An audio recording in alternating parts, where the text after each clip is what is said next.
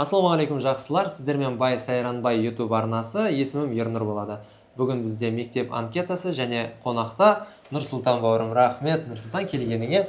Ассалаумағалейкум. Уағалейкум ассалам. Құдай қаласа Қазақстандағы топ каналдардың бірі бола берсін. Просмотры көп болсын, ләм просмотрлар болсын, трендте болыңыздар. Керемет, рахмет. Жалпы мектеп анкетасы мектепте толтырған бесің? Ой, толтырғанбыз, ғой, сұмдық толтырғанбыз. Өзіңде болды ма? Мұқағалидың ізімен аға жыға дегендердің бәрі болған ғой. Күшті. Жалпы білесің негізі, иә? Негізі білем, жақсы. Онда саған арнайы түрлі түсті ручкалардан, қаламсаптардан қай түспен толтырғың келеді? Мен ба? Мен негізі ақ ұнататын негізі, ақ жоқ екен. Аққа ақ жағылмайды ғой. Аққа ақ жағылмайды ғой, енді бірақ андай свет ақ бола ма деп ойлағам ғой, қайықта білейін. Көк дала білейін. Көкті жақсы, көк дала ғой. Көк дұрыс шығар. Онда мен сұрақтарды қойып отырамын. Бір деп жазып қойсаң, ары қарай сұрақтарға кезек береміз. Бірінші бізде сұрағымыз ол толық аты жөнің. Айтпақшы, почерктің нашаршы меніңше. Ешнәрсе қылмаймын. Бізде андай ғой, сценарий жазған кезде ноутбукпен, макбукпен жұмыс жасағаннан кейін почеркі деген мен шынымды айтайын өткенде жазам деп масқара болдым ше, кәдімгі ерелек болып ше. Бұрында қатты емес еді негізі, бірақ вроде нормально түсінуге болатын еді. Барынша көрейін. Көрдім ғой, сурет құсап жазып отырмын.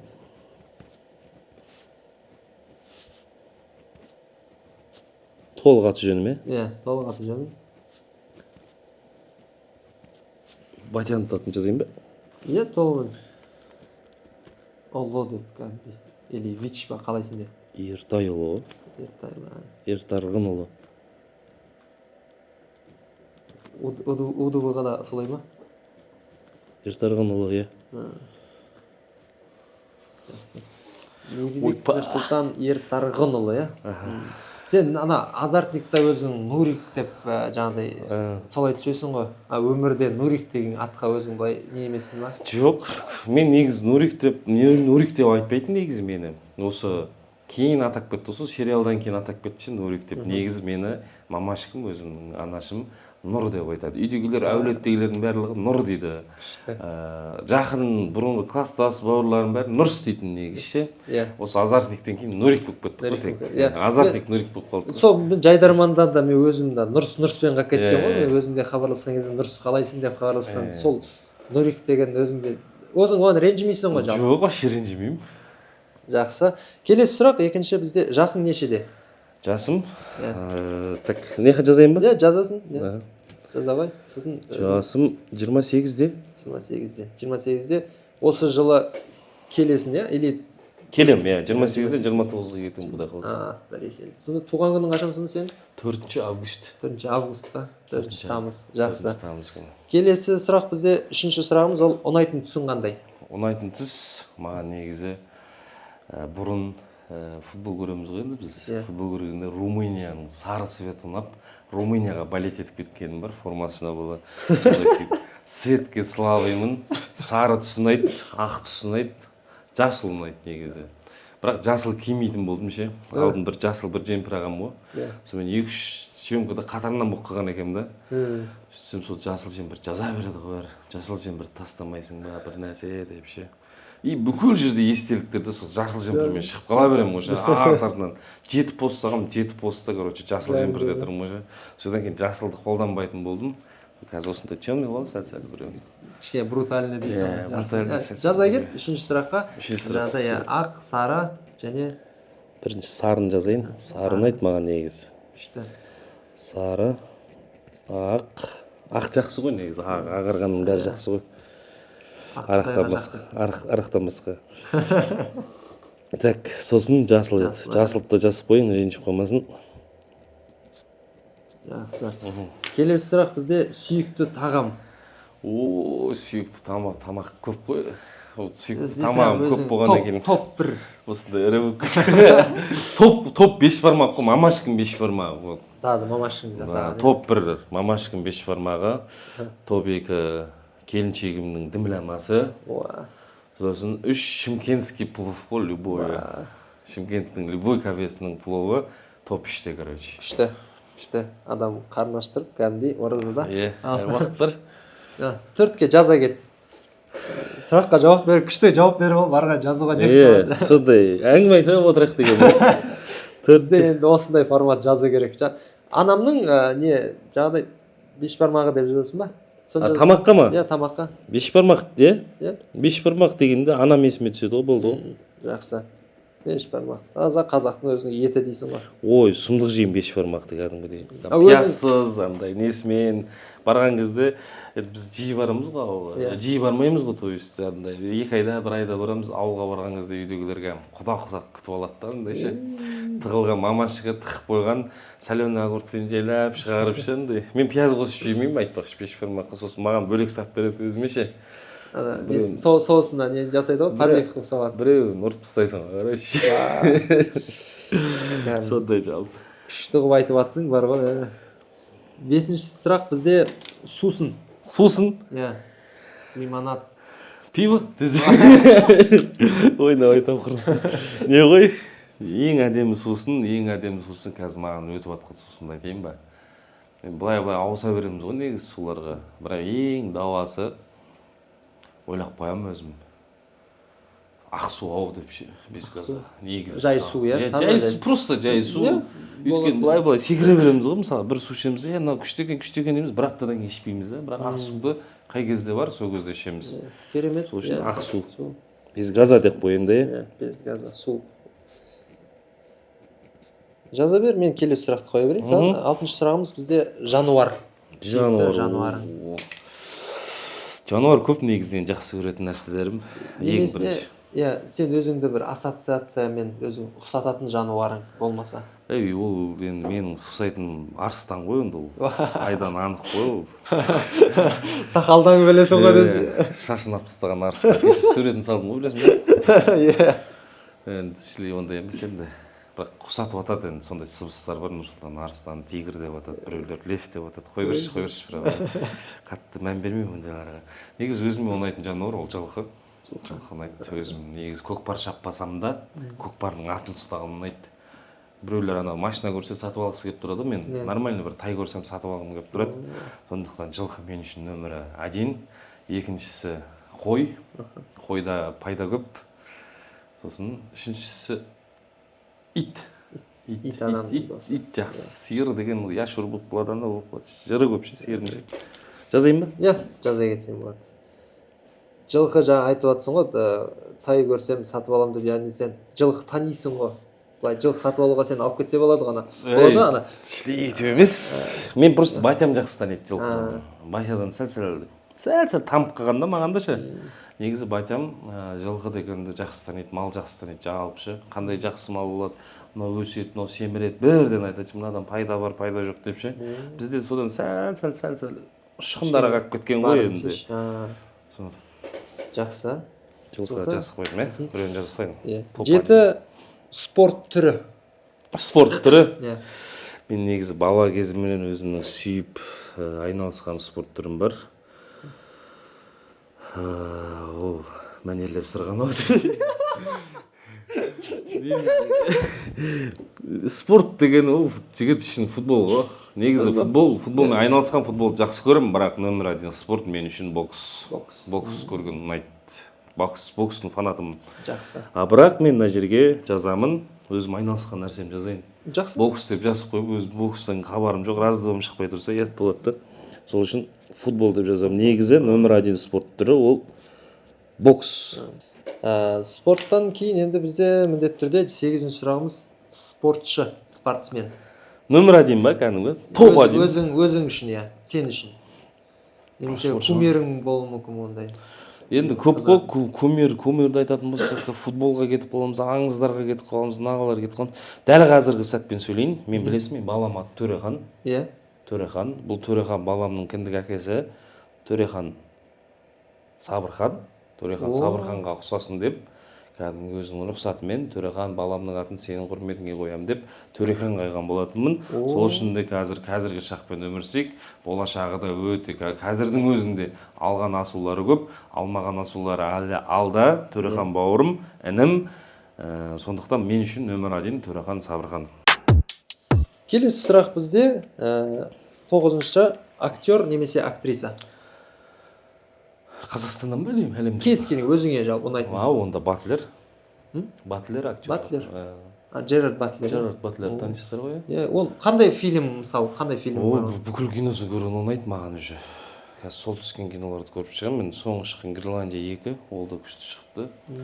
Жалпы негізі Джерард Батлердің стилі, ойнатуы, образы жалпы өте күшті ұнайды. Мен үшін номер 1, топ-1 актер Джерард Батлер. Актрисалардан келетін болсақ, Зарина Кармен деп қазақша келді. Енді Қазақстаннан біреуін актерларды әлемнен таңдайды. Джерард Батлер, ал актриса өзіміздің әпкеміз. Өнерде ойып тұрар орны бар. Зарина әпкем таңдаймын. Зарина Кармен әпкем сұмды ғой кісі. Иә. Жазып қойын екен? Иә, жазып қойсам. Батлер плюс Зарина деп. Батлер плюс Кармен деп қойса же. Күшті кетеді екен. Иә. Жақсы. Келесі 10-шы сұрағымыз ол бізде әнші немесе топ. Топ әнші ма прям? Жоқ, группа ғой. Әнші немесе группа. Тыңдайтын. Әншілермен араласқанда ренжіп қалады да ол. Бұрынғылардан айтып болса, шетелдіктерден айтып көр. В общем, жалпы ғой. Иә, жалпы өзің. Қазақстанда талантты әншілер өте көп. Ауызға тиек ететін болсақ, мысалға қазір дамып өсіп келіп жатқан мысалы Садыр әндетінен бастап, оның аға буындары бар. Әділет Жаубашев, Жандос Қаржаубай досым бар. Менің өте күшті әншілердің бірі. Айдын Сәндібай деген ініміз өсіп келіп жатыр, Құдай қаласа. Жалпы айтқанда әншілер өте көп, мықты әншілер. Бірақ енді ең өзіме қатты ұнайтын әншім, өкінішке орай ол кісі қазір жоқ. Мен осы кісінің фанаты болғам. Ержан Серікбаев ағамызды жазайын. Ержан Серікбаев. Мен осы кісінің әндерін барлығын әлі күнге дейін ютубтан қосып қойып, сценарий жазған кезде әсіресе. Көтерейік кәне достар. Ол өлеңдер, лебізің бар. Өлеңдер жалпы көп. Бірінші ойыма келген осы салқын сырасы бар. Ақтөбе жасыл қала жайнаған дейтін керемет әндері бар. Арыс деген әні бар. О, менің арысым деген осы кісі жазған. Барлығы осы кісілер. Неше хиттардың сазгері осы кісі әнін жазған, сөзін жазған. Сазгер жалпы. Келесі енді бізде ән, музыка немесе. Ән ба? Иә, ән. Ән, қандай әнді? Мен қазір қай әнді көп тыңдап жүрмін бе? Негізі ән деген ауыса береді ғой, былай. Ауыса береді, әрине. Лебізіңді жазайын, Ержан Серікбаев ағамыздың. Лебізіңді жақсы тыңдап қоямын. Постоянно. Лебізің, Жаңа сценарий жазғанда соны қойып қойып бір... Короче, мен көбісі басында бірінші сезон шыққан кезде бізде сериалда бұрынғы әндер қойды. Өктем ағамыздың өлеңдері, осы Дәурен Сейтжанов ағамыздың өлеңдері, Ержан Серікбаев ағамыздың өлеңдері. Былайша айтқан кезде, сол өлеңдерді қойған кезде бізде композиторды үлкен кісі деп ойлады ғой. Негізі шындығында ол ешқандай үлкен кісі емес, жап-жас жігіт. Ол мен әндерді өзім таңдағам сол кездегі. Бірақ қазір сол әндерді көбісі тыңдайды. Сол әндерді тыңдаса біз естеріне бүйтіп елестеп тұрамыз. Оның өзі бір бақыт. Сол әнмен ұштаса біздің сериалымызда әйтеуір Аллаға шүкір. Сол әнмен бірге ұштасып, сол ситуациямен кетіп бір-бірінің халықтың бүйтіп сол әнді тыңдаған кезде түріне біз келіп жатсақ, онда біз жақсы жұмыс жасадық деген сөз ғой. Сол үшін де ескі әндер ғой негізі. 12-ші сұрақ бізде кітап немесе автор. Кітапты көп сөйлейді, мен кітапты көп оқитын шығар, сценарий жазады. Мен негізі кітапты көп оқымаймын. Мен ауызекі әдебиет, мен әңгімені жақсы тыңдаймын, сөзді жақсы тыңдаймын. Егер біреу ұтымды, тұжырымды сөз айтып жатса, мен ешнәрсе сұрақ та қоймаймын, тек тыңдап отырамын. Сондықтан мен көп оқығандардың қатарынан емеспін, бірден айтайын. Бірақ өзім оқыған кітаптарым да бар біршама. Соның ішінде есіме ең қатты ұнаған кітап осы Тимур Бекмағамбетовтың кітабы бар, сценарийші жайлы жазылған орысша кітабы. Сол жерден шыны керек, өміріме керек нәрселерді алғаным бар. Сол үшін де сол кісіні жазып кетейін. Керемет. Тимур Бекмағамбетов ағамыздың кітабы. Үлкен опыт берген дейсің ғой. Енді орысшаны да қатты білмеймін ғой, бірақ өзімнің соның ішінде оқып түсінгендерімнің арасында керегімді ала алған жерлер болды да өмірімде. Сол үшін де сол кітапты айтқым келеді. Жақсы. 13-ші сұрақ бізде мына сөйлемді жалғастыру керек. Мен жек көремін, ары қарай сөйлемді жалғастыр. Мен жек көремін, жек көретін нәрсең ғой. Андай болып кетеді кейде адамдаршы. Қатты білгішсіп кетеді. Біреу бір нәрсе істеп жатса, андай қылып кетеді. Айттық қой деп ше. Араласып па? Араласып па андай. Адам істеп көрген адам, рисковать еткен адам бөлек, бірақ соны қарап отырып айттық қой саған дейтіндер болады ғой. Болмайды ғой деп ше. Біткеннен кейін ше. Содан кейін ақыл сыншы болып кететіндерді жек көремін. Мен мысалы ондай тыңдамаймын да негізі. Бірақ сөйтіп айтып отқан кезде ұрғым келіп кетеді. Мен жек көремін деп. Топ одиннің бірі сол. Қандай. Біреу тірлік жасап жатыр ма, қойды қолдайшы. Ол әлі талай рисковать етеді ол адам. Может қателеседі, может жеңеді. Ол біраз риск жасау мүмкін ол. Ол соңғысы сәтті болуы мүмкін. Ал олар тұрады да өздері істей алмайды, істегенді көре алмайды. Айттық қой деп ше. Айтсаң басында көндіріп алмайсың ба, біліп тұрсың ба? Ишек деп. Ақылшылар деп жазып қойсайшы. Ақылшылар, жақсы.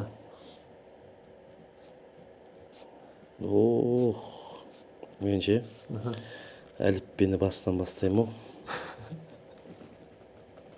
Каллиграфиямды қайттан бастаймын о. Каллиграфия дейтін бетін. Каллиграфия ме? Бұнда бұл грамматика емес бет бұл негізі жазу. Грамматикамды қайттан бастырмасам. Орфография. Орфография дұрыс жазылу, орфоэфия дұрыс айтылу. Орфография. Жақсы оқығанмын негізі. Тек оқығансың ба? Оқығанмын. Жазылу жағынан проблема болды. Келесі 14-ші сұрағымыз ол өзіңді мақтай аласың ба жалпы? Өзіңді мақтау керексің. Сенің өзіңнің жағымды жақтарың. Өзімді мақтай алатын ба? Өзімді мақтай алмаймын деген өтірік қой негізі. Әркім өзін бір мақтағысы келіп, бір тірлік, бір іс тындырған кезде бүйтіп тұрасың ғой күтіп. Жоқ, ол біреу айтса екен. Андай ғой, біз сөйтіп өстік қой. Кішкентай кезімізде сәл жүрсек те, ой жаным, менің балам жүрді. Бір тірлік істесе, ой менің балам бір нәрсе. Сондаймен өскен екен, ол біз қазақтар сәл мақтағанды жақсы көріп тұрамыз. Енді өзімді бір-ақ рет мақтай аламын. Мен сука красавчикпін десең. Соны жазып қой болмаса. Сөйте салайын. Жоқ, негізі андай өзіміз мақтанғаннан қарағанда біреу мақтаса жанымыз сүйеді ғой біз қазақтар.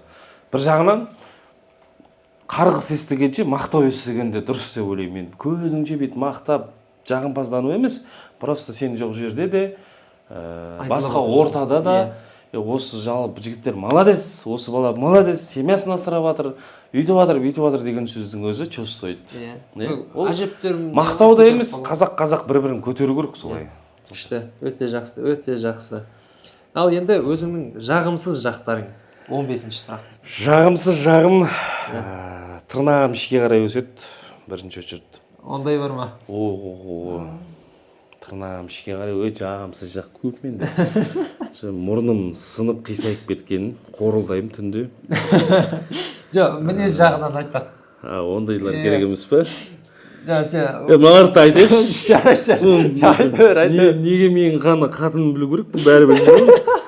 Түнде қорылдайтыным бар. Тырнағым ішке қарай өседі. Сосын не бар еді? Мынау аяғым тырнағымда ғана емес, саусағымда, тырнағымда проблема бар. Кальций жетіспейді, мынау ішке қарай кіріп кете береді. Кір-қожалақ сияқты көрінемін негізі, мынау өспегенше. Бүйтіп ішіне қарай кіріп кетеді. Соны жек көремін.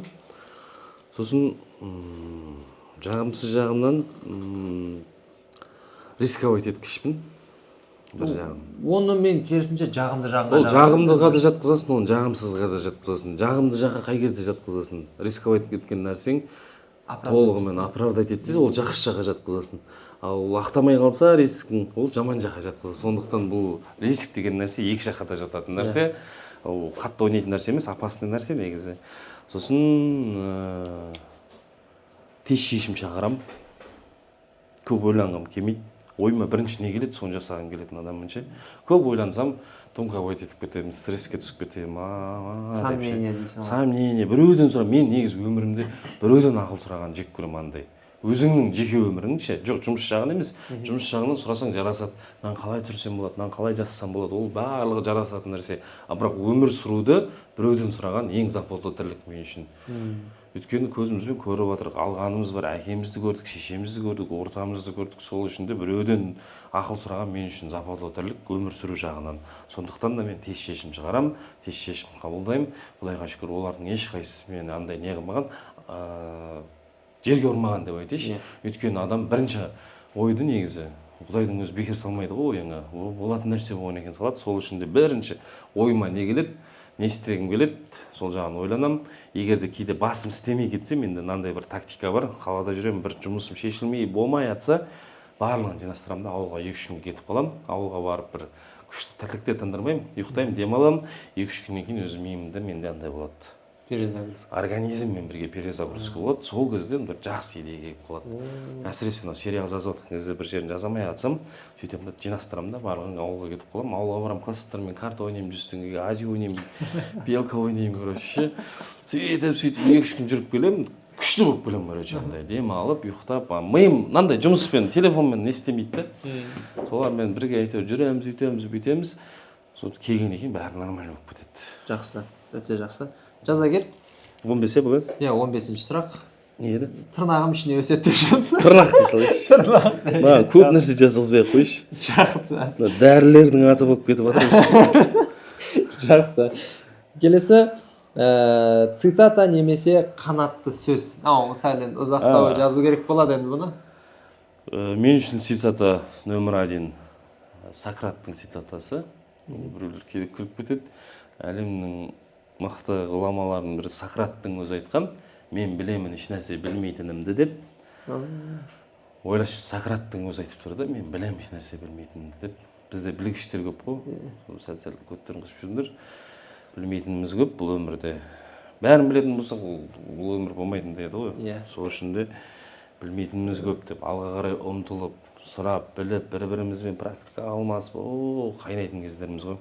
Сол үшін мен үшін осы не ұнайды Сократтың сөзі. Сократ деп қоя салайын. Сократ сөзі де ең болмаса. Сократ дей салайын, әйтпесе. Мақұл. Парацетамол деген сияқты жазылып. Жақсы. 17-ші бұл бізде жабылмаған гештальт. Футболист болу дей салайыншы. Қазір айтады болса, мұзақ болады, арау болады, мұдау болады. Сол үшін де футболист болуды қатты армандадым. Енді Құдай қаласа балам футболист болар, боксер бола ма білмеймін. Олармен хореограф болып кетпесе болды. Хореограф деген биші екен ғой. Хореограф деген биші. Жазуды ұрып жатырмын ғой. Сен оған орфографиямен жатасың ғой. Орфографиямен. Хореографиям кетіп қалды деп. Мен гельштальтқа айта салайыншы, ақыры неғып ғой, футболист демей қой. КВНнен чемпион болғым келген қатты. Шыны керек, КВНді сүйіп ойнадым, КВНді жақсы көріп ойнадым. Бірақ жолымызды, биографиямызды, географиямызды сәйкес келмеді. Біршама кедергі деп айтпай ақ қойшы. Жолымыз болмады, былайша айтқанда, өзіміз ойнай алмадық, чемпион бола алмадық. Бірақ мен өзім қатты чемпион болуды қаладым, бірақ премьер-лиганың чемпионы болдым. Тек қана сонымен шектелдік, оған да Аллаға шүкір. Жоғарғы лиганың, Жайдарманның, сол біздің кезіміздегі, қазіргі емес, қазіргі чемпионы болғым келмейді. Бұрынғы өзіміздің поколениемен бірге сол кезде ойнап чемпион болғым келген қатты. Сол үшін де көзімнен жас таққан, сол үшін де біраз зыламен жұмыс жасадым. Бір жағынан Аллаға шүкір сол намыстанып, тырысып жасаған жұмысым қазір мына жақта жемісін беріп жатыр. Алланың өзінің планы бар дейді.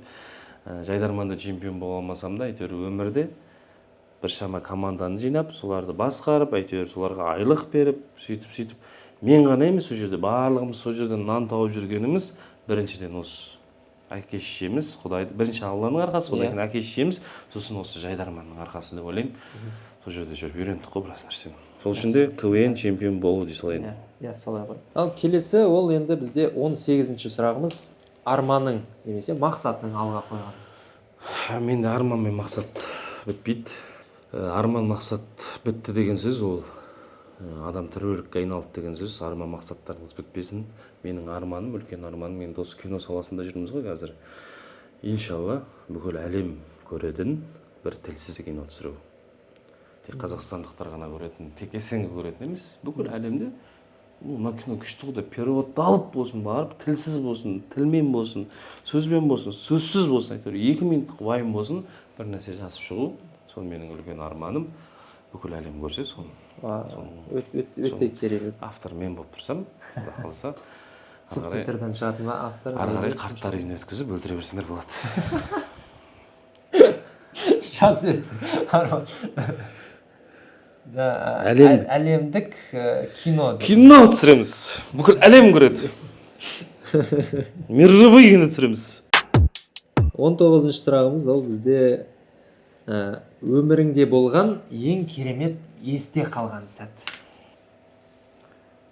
Ол ғылыми жобадан орындаған кезде әкемнің маған ноутбук әкеп сыйлағаны.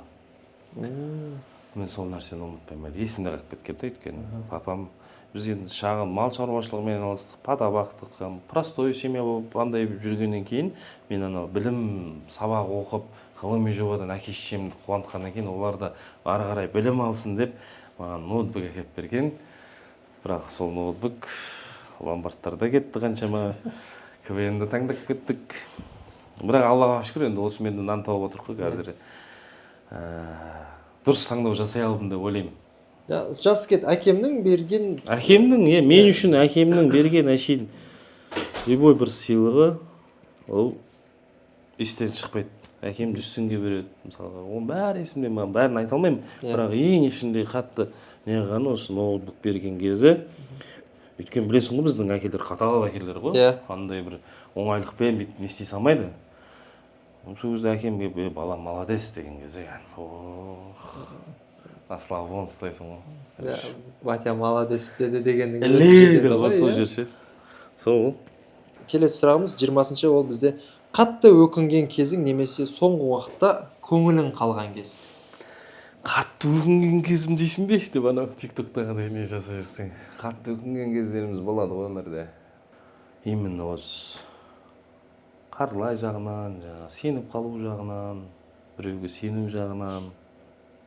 Өте көп бұл өмірде алаяқтар, былайша айтқанда конченый адамдар өте көп. Соларға алданған кезім болды, соларға сеніп қалған кезім болды. Сенем деп сенген жоқсың, бір сену керек болды, амал жоқ соған. Біліп тұрдың по идее барлығын. Ол жерде өзің үшін емес, команда үшін шешім қабылдаған кездер болды. Соларға қатты өкінемін, сол нәрселеріме. Әлі есіме түссе, әлі жынданам. Бірақ есіме шығарып тастауға тырысамын. Одан да жақсы сәттеріміз көп қой негізі өмірде. Бірақ по-любому адамда жаман нәрселер есте қалып кете береді ғой. Сол себепті де ондай нәрселер өте көп, бірақ қатты өкіне бермеймін негізі, андай страдать еткім келмейді. Кейде болады, өзімнен өзім стресс ұстап қаламын үйде жатып. Келіншегім біледі ол нәрсені, еш нәрсеге желание болмайды, тек жата беремін, тикток шықылаймын, сотка шықылаймын. Болды, содан басқа еш нәрсе істемеймін. Сондай кездер болып қалады, бірақ әйтеуір олардан да шығуға тырысамыз. Ол үлкен несі, сол ортамен араласу ғой енді. Жақсы орта, семьяң болса, әулетің болса, соларға бар. Терапия дейсің. Терапия деп жаза салайыншы. Күлкі терапиясы деп жазып қойдым. Бұл басқа нәрсе еді ғой негізі. Өкінген кезің терапия бола ма? Андай. Бәрі кіреді осы терапия. Жарайды. Солай не алайық. Жақсы. Келесі 21-ші бұл соңғы уақытта қуантқан оқиға. Бір момент қуантқан оқиға, бір осы 1 жыл көлемін алсақ, мысалға. Балам туылды. О? 1 жыл болған жоқ, 9 ай болды. Баламды туған кезде қатты қуандым. Кеше ғана мысалға Челябіде папа деп айтып отыр. Олды қуаныш болып отыр. Баламға қуанышым соңғы. Қатты қуанышым. Ұлым туылған кез деп жазып қойсам болады. Ұлым туылған кез. Соңына келдік негізі. 22-ші сұрағымыз ол жалпы анкетамыз ұнады ма? Ұнады, күшті. Қалай формат саған? 22 сұрақ болса да 22 жаққа барып келдік қой дәл қазірше. Ауылға барып келдік, анияққа барып келдік, отбасын еске салдық, ұмытып кеткен бір ажандарды еске салдық. Күшті, барлық сұрақтар әдемі. Плавно басталып кеп, соңы жаңағыдай біраз естелікке алып кетті дейсің. Естелікке кәдімгі күшті барып серуендеп қойдық былайша айтқан кезде. Жақсы. Онда ұнады деп жазып кетсең, біз де мәз болып қаламыз оған әрине. Ұнады. Маған ұнаған дейтін өлең бар еді. Және соңғысы ол бізде мектеп анкетасына деп өзіңнің қолыңды қойып кетсең. Бұл анкетада всегда қол қоятын еді ғой соңғы дейсің. Кейін автографыңды сатып жіберемін дегенсің. бұл Ернұр досым, бұл YouTube каналды қолдаңыздар. Бұл жігітті өнерден алыс емес, кезінде о баста жайдарманды бірге ойнағанбыз, бірге өскенбіз. Былайша айтқан кезде қанша басқа жақта тірлік жасаса да ішкі түйсігі осы өнер деп, творчество деп тұрған жандардың бірі. Қазірде мысалға келіп, Алматыдан келіп отыр, бізді әйтеуір бүйтіп уақыт тауып босап барынша. Бұл жердегі мәселе не дейміз? Сыйластықта деп ойлаймын. Біз екеуміз былайша айтқанда сыйлайтындай адам. Каналға тіркеліңіздер, лайк басыңыздар, комментарий жазыңыздар, қолдау білдіріңіздер. Көтерілсе қазақтың балдары көтерілсін, байыса қазақтың балдары байысын. Құдай қаласа осы нелер трендте болып, үйізі сериалдар түсіріп, кинолар түсіріп, әйеліңмен ажырасып қуып кетші десең. Хет қуып ше. Андай болады ғой, негізі қазір адамдар көтерілсе ажырасу мода болған ғой. Соны айтып жатқан ғой, прикол ұстап. Негізі ондай емес, өте жақсы жігіт. Сол үшін де бұл сыйластыққа тұратындай жігіт қой. Лайк басып, комментарий жазыңдар. Барлықтарының лайктарын тексеремін, комментарийларын тексеремін. Сабағын жақсылап оқыңдар. Үй жұмысын орындап келіңдер, шаштарыңды алыңдар, тырнақтарыңды алыңдар.